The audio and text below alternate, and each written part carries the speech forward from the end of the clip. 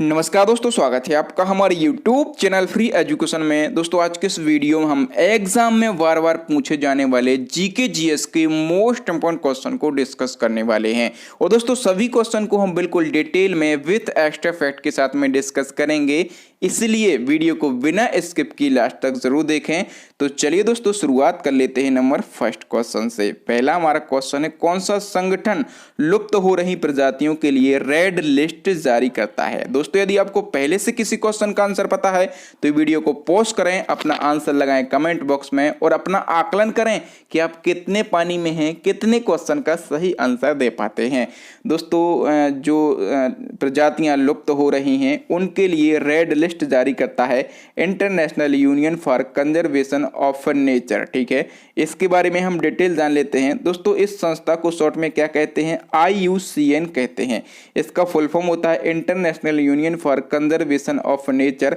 हिंदी में इसको अंतरराष्ट्रीय प्रकृति संरक्षण संघ कहते हैं। स्थापना 1948 में हुई थी और इसका हेडक्वार्टर जेनेवा स्विट्जरलैंड के अंदर स्थित है। और दोस्तों ये जो संगठन है ये संकटग्रस्त प्रजातियों के लिए रेड लिस्ट जारी करता है। ठीक है, ये क्वेश्चन आपके एग्जाम में बन सकता है और ये क्वेश्चन कई बार पूछा भी गया है।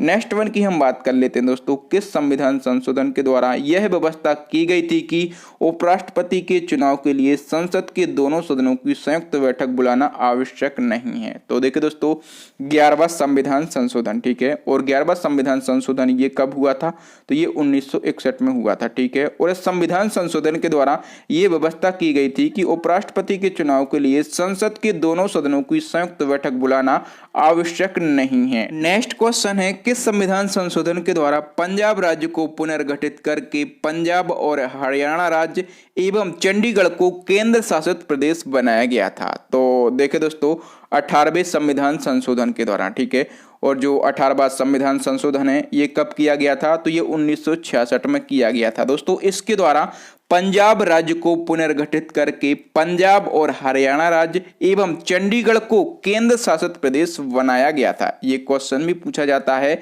नेक्स्ट वन की हम बात कर लेते हैं, स्वाइन फ्लू से कौन सा अंग प्रभावित होता है। दोस्तों स्वाइन फ्लू से हमारा श्वसन तंत्र प्रभावित होता है। ठीक है, क्या होता है, श्वसन तंत्र प्रभावित होता है।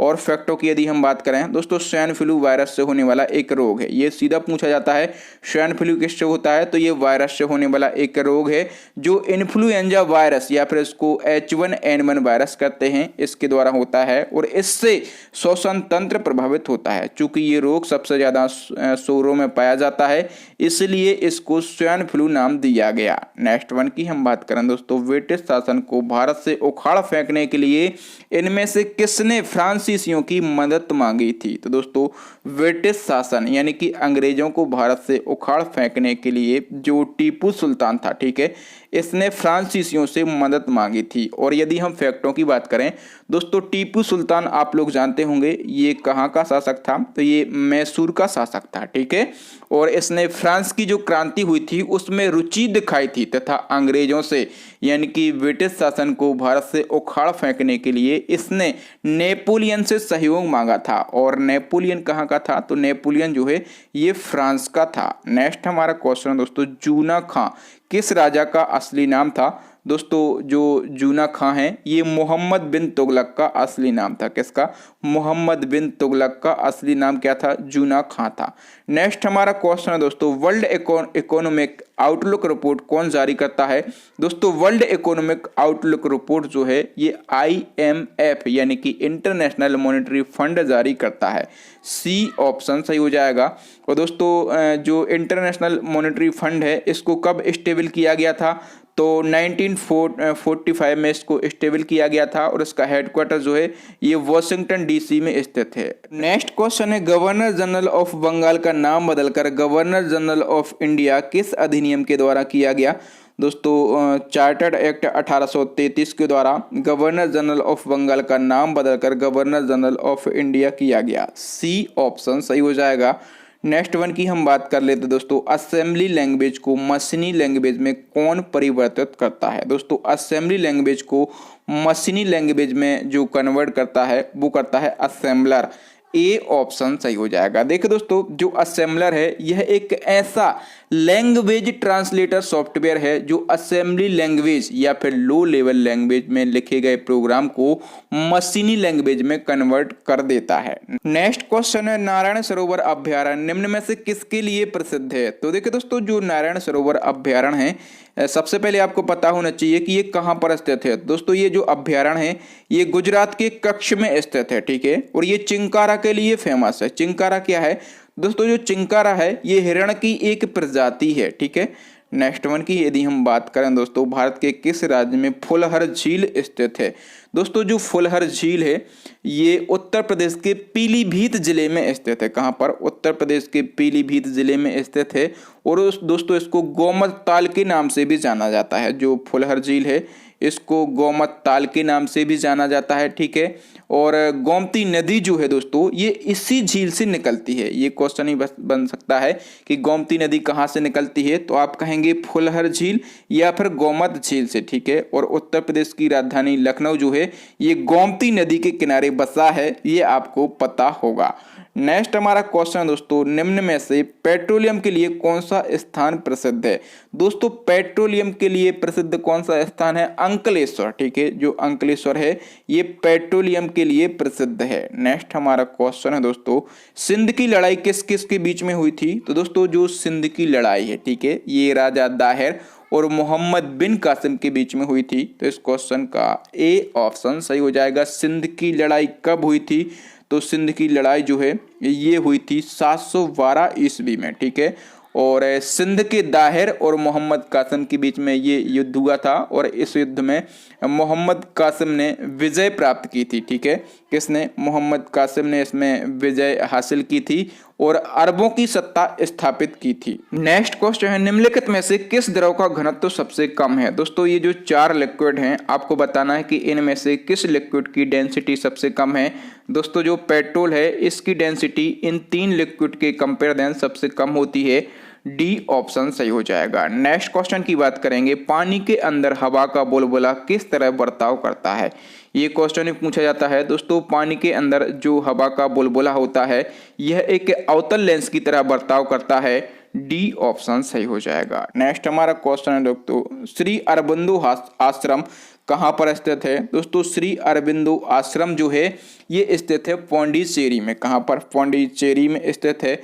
और दोस्तों, ये जो आश्रम है, ठीक है, ये कब स्थापित किया गया था? तो ये 1926 में श्री अरबिंदो घोष के द्वारा पुदुचेरी में स्थापित किया गया था। नेक्स्ट हमारा क्वेश्चन है दोस्तों, दुर्गेश नंदिनी पुस्तक के लेखक कौन है? दोस्तों, दुर्गेश नंदिनी पुस्तक ये कई बार रिपीट होती है। इस पुस्तक के राइटर का क्या नाम है? तो इस पुस्तक के राइटर का नाम है बंकिम चंद्र चटर्जी। ए ऑप्शन सही हो जाएगा। और दोस्तों, जो दुर्गेश नंदिनी पुस्तक है ये बंकिम चंद्र चटर्जी की पहली रचना या फिर पहली पुस्तक है, ठीक है। इसके अलावा इनका एक और उपन्यास है, ठीक है। एक और उपन्यास का नाम क्या है? आनंद मठ, ठीक है। और आनंद मठ जो है इससे क्या लिया गया है? तो हमारा राष्ट्रीय गीत वंदे मातरम, ठीक है। वंदे मातरम जो है ये इसी का संकलन है। नेक्स्ट वन की हम बात कर लेते दोस्तों, हितोपदेश के लेखक कौन है? हितोपदेश जो रचना या फिर जो पुस्तक है इसके राइटर का नाम है नारायण पंडित। क्या नाम है? नारायण पंडित नाम है। डी ऑप्शन सही हो जाएगा। नेक्स्ट हमारा क्वेश्चन है, MEP का पूरा नाम क्या है? तो दोस्तों, MEP इसका पूरा नाम है मिनिमम एक्सपोर्ट प्राइस। तो इस क्वेश्चन का सी ऑप्शन सही हो जाएगा। हिंदी में इसको क्या कहेंगे? तो न्यूनतम निर्यात मूल्य इसको हिंदी में कहेंगे, ठीक है। और दोस्तों, जो MEP है ये वह कीमत है जिसके नीचे एक निर्यातक को भारत से वस्तु निर्यात करने की अनुमति नहीं है। नेक्स्ट वन की यदि हम बात करें दोस्तों, सत्यशोधक समाज की स्थापना किसने की थी? बहुत ही सरल क्वेश्चन है दोस्तों। सत्यशोधक समाज की स्थापना की थी ज्योतिबा फुले ने। किसने? ज्योतिबा फुले ने। लेकिन आपको ये पता होना चाहिए कि इसकी स्थापना कब की गई थी। तो इसकी स्थापना की गई थी सितंबर 1873 में, ठीक है। और दोस्तों, जो ज्योतिबा फुले हैं, ठीक है, इनका पूरा नाम क्या है? तो महात्मा ज्योतिराव गोविंदराव फुले। क्या नाम है? महात्मा ज्योतिराव गोविंदराव फुले इनका पूरा नाम है। और ये प्रसिद्ध समाज सुधारक थे। ठीक है, कौन थे? ये प्रसिद्ध समाज सुधारक थे। और दोस्तों ये जो सत्यशोधक समाज है इसका प्रमुख उद्देश्य क्या है? तो शूद्र और अस्पृश्य वर्ग को मुख्य धारा से जोड़ना है इसका प्रमुख उद्देश्य है। दोस्तों ज्योतिबा फुले जो हैं इनकी पत्नी थी, इनकी पत्नी का नाम था सावित्रीबाई फुले। ठीक है, और ये जो सावित्रीबाई फुले हैं ये भारत की प्रथम महिला टीचर हैं। ठीक है, प्रथम महिला शिक्षक कौन है? तो सावित्रीबाई फुले हैं। ठीक है, किसकी पत्नी है? तो ये ज्योतिबा फुले की पत्नी है। नेक्स्ट क्वेश्चन है, महात्मा गांधी की फोटो नोट पर कब छपी? तो दोस्तों महात्मा गांधी की जो फोटो है ये नोट पर छपी थी 1969 के टाइम पर। वी ऑप्शन सही हो जाएगा। नेक्स्ट हमारा क्वेश्चन दोस्तों, फांसी की सजा कितने बजे दी जाती है? दोस्तों जो फांसी की सजा है ये सूर्योदय से पहले दी जाती है। कब दी जाती है? सूर्योदय से पहले दी जाती है।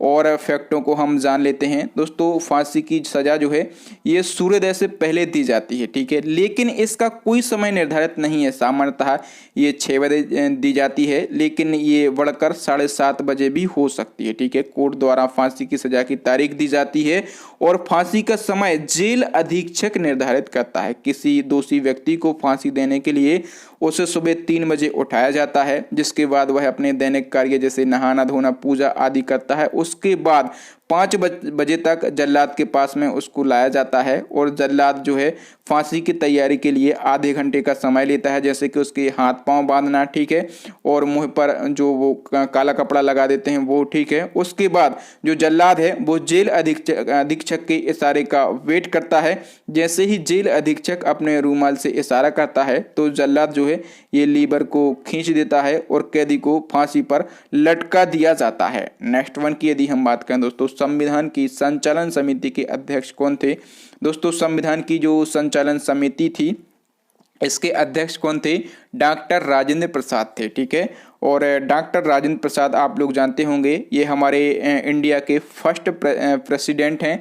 और दोस्तों यहाँ पर लिखा है डॉक्टर बी.आर. अम्बेडकर, तो ये कौन थे? ये जो प्रारूप समिति थी, ठीक है, तो उसके अध्यक्ष थे। और जवाहरलाल नेहरू लिखा है, ये कौन थे? तो ये संघ शक्ति समिति के अध्यक्ष थे। ठीक है, नेक्स्ट हमारा क्वेश्चन है, निम्नलिखित में से किसके शासनकाल में मुगलों और मराठों के बीच में द्वंद्व प्रारंभ हुआ था? दोस्तों मुगलों और मराठों के बीच में द्वंद्व प्रारंभ हुआ था किसके शासनकाल में? औरंगजेब के शासनकाल में। डी ऑप्शन सही हो जाएगा। देखो दोस्तों, मराठा साम्राज्य का संस्थापक कौन था? तो शिवाजी थे। ठीक है, और शिवाजी की मुगलों से मुठभेड़ प्रारंभ हो गई थी 1657 में। ठीक है, उस समय दक्षिण का वायसराय औरंगजेब था। शिवाजी ने दक्षिण पश्चिमी भाग पर आक्रमण के साथ पन्नार पर हमला करके 3 लाख ऊँट लूट लिए थे और ये अभियान जो है ये मुगलों से संधि तक चलता रहा था। नेक्स्ट हमारा क्वेश्चन है दोस्तों, रेशम के कीड़े पालने की परंपरा किस सभ्यता की देन है? दोस्तों रेशम के कीड़े पालने की परंपरा जो है ये चीनी सभ्यता की देन है। किसकी? चीनी सभ्यता की देन है।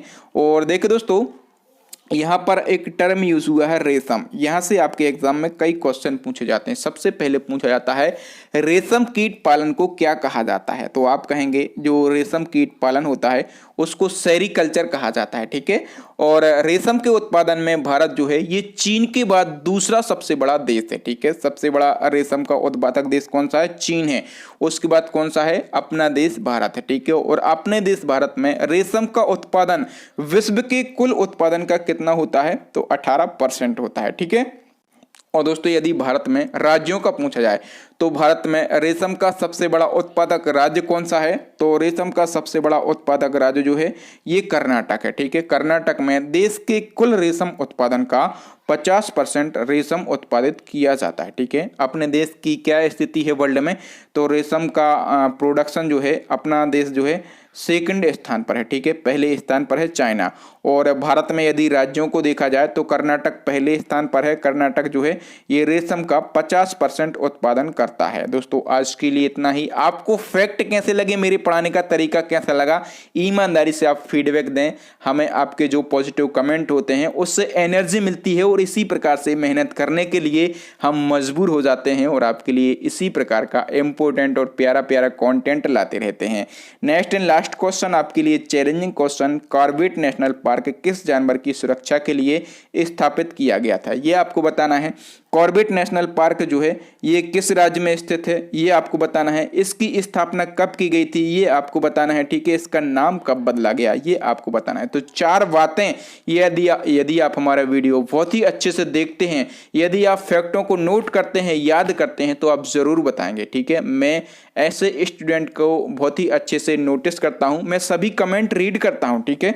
जो स्टूडेंट डिटेल में आंसर देते हैं, ठीक है, उनको भी बेनिफिट होते हैं, क्योंकि आपके माइंड में ये जो फैक्ट हैं जो मैंने पूछे हैं ये स्टोर हैं। यदि आप लिखते हैं तो आप उनको रिकॉल करते हैं, ठीक है। या फिर याद नहीं है, आपके दिमाग में भी स्टोर नहीं है, तो कहीं ना कहीं से फाइंड करके आप इस क्वेश्चन का आंसर जरूर दें, क्योंकि ऐसे में आपका ही बेनिफिट है। तो थैंक यू दोस्तों, वीडियो देखने के लिए बहुत बहुत धन्यवाद। ईमानदारी से वीडियो को लाइक कर दें। अपने भाइयों के साथ में आपके मोबाइल के स्टडी के व्हाट्सएप ग्रुप पर जितने भी स्टडी से रिलेटेड ग्रुप हों सभी पर इस वीडियो को शेयर करें। हमारे चैनल को सब्सक्राइब कर लें, साथ में बेल आइकन दबा लें। इसी प्रकार के इंपॉर्टेंट वीडियो देखने के लिए प्लेलिस्ट को जरूर विजिट करें। प्लेलिस्ट की लिंक आपको आई बटन में मिलेगी, नीचे डिस्क्रिप्शन में मिलेगी, या फिर अभी आपको स्क्रीन पर 3 वेरी यूजफुल वीडियो दिख रहे होंगे। इन वीडियोस को जरूर देख लें। थैंक यू दोस्तों, मिलते हैं अगले वीडियो में। तब तक के लिए जय हिंद, जय भारत, वंदे मातरम, भारत माता की जय।